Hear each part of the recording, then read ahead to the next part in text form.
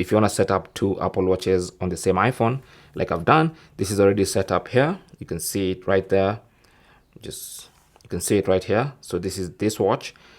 Now, if I want to add this watch to this phone, all I have to do is go to the Apple Watch application, make sure this is on and ready for pairing, and then tap on my watch, and then go to all watches at the top there, and then tap on add watch, and then choose setup for myself, and then it's gonna bring this window, and then you're gonna see this, and then now you can go and scan that,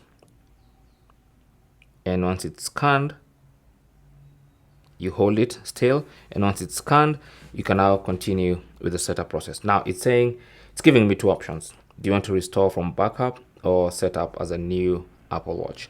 I'm gonna select set up as new Apple Watch so I can show you the process of setting up.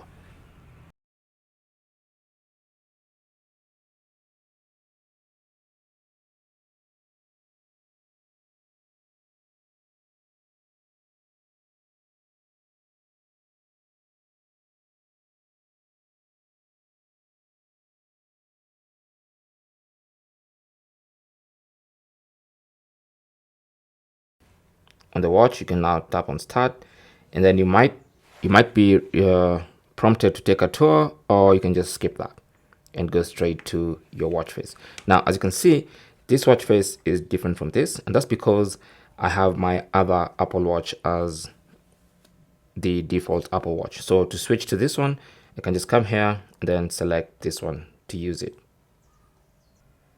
There you go. So you can see it's switching to that.